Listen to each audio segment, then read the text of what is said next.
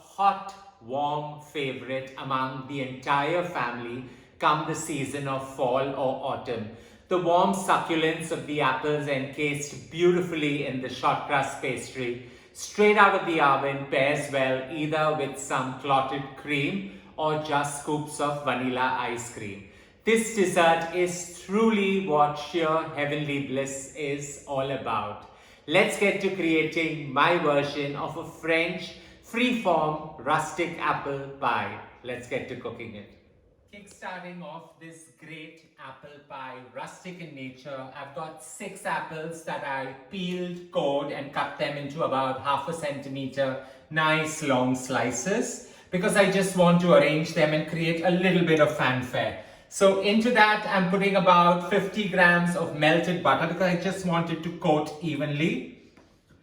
About 50 grams or 4 tablespoons of muscovado sugar.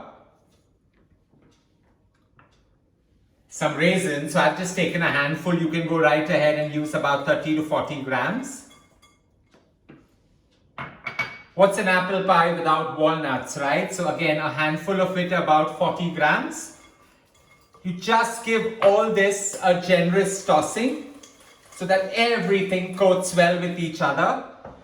To that, we're going to add a capful of vanilla essence just to bring out all the flavor. So 1 cap heaped rather of vanilla essence going on top, and you need that ultimate spice that scents apple pie. So about 3/4 of a teaspoon of cinnamon powder going on top, and it needs a tossing and the stuffing is ready.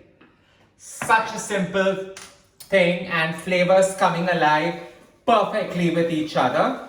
We're just going to let all these toss together and rest on the side while we get to the Herculean task of rolling our dough.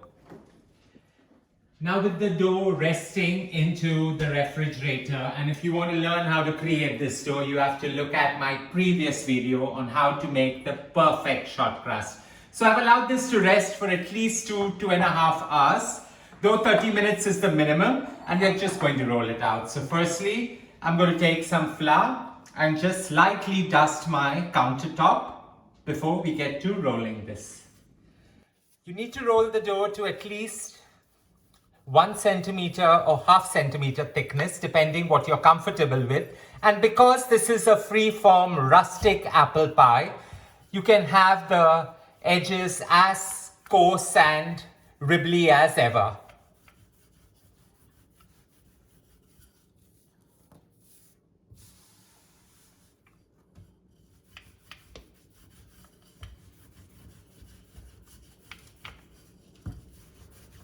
Try to get it as circular as you can because this is the best way that this free-form fold actually works.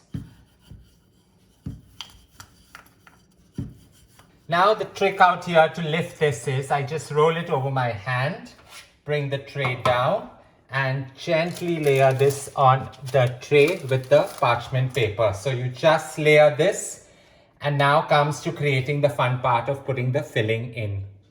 With the entire short crust pastry lined in this tray on parchment paper, I'm just going to sprinkle about 1 teaspoon to 1.5 teaspoons of some refined flour out here. And we are going to start by arranging the apples. You can go as decorative as you want, or if you want to really be clumsy and do not have the time, just dump everything right in the center as well.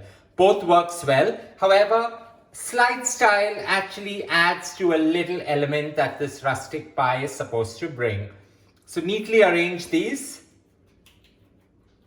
into the perfect of circles with the walnuts, the raisins and the muscovado sugar as well.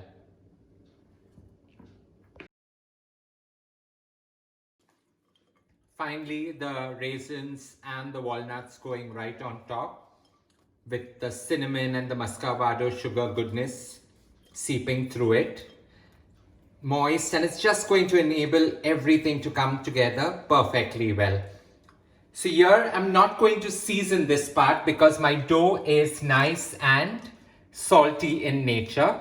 This is a free-form pie where you just keep pleating out the edges, bringing them together. yet allowing it to hold its own shape and coming together in perfect synchronization out here. So you do all this and you just put this to chill, and in the meantime we'll get to preheating our oven. We're just going to allow this to chill for a good 20 minutes so that it holds together perfect, and when it goes into a preheated oven, it's a burst of flavor coming right through and through. So I'm just going to preheat the oven at 200 degrees Celsius for the same 20 minutes till we get to putting that straight in.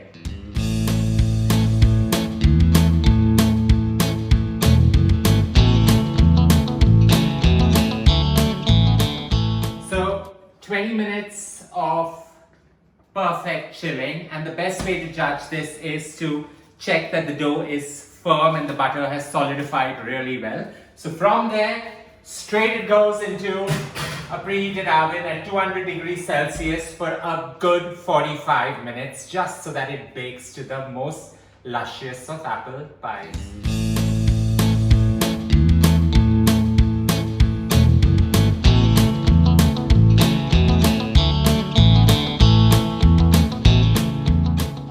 This apple pie, free form in nature, very, very rustic yet sharp in its appeal. The raisins on top have bloomed beautifully with the heat like little blueberries right on top. This pairs beautifully either with some clotted cream or just vanilla ice cream on the side. Warm is the best way to have this, and it stays even well cold.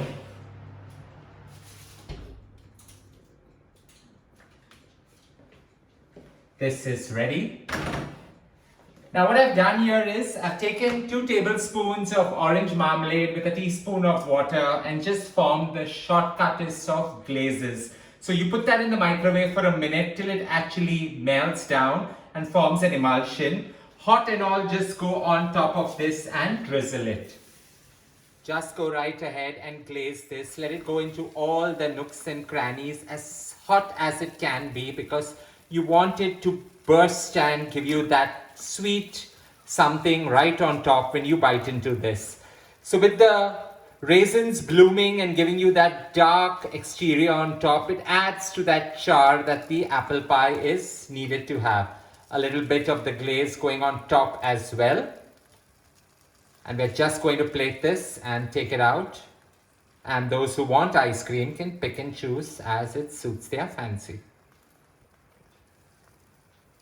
Now the best part about the parchment paper out here is it helps you to lift the pie up straight onto your board.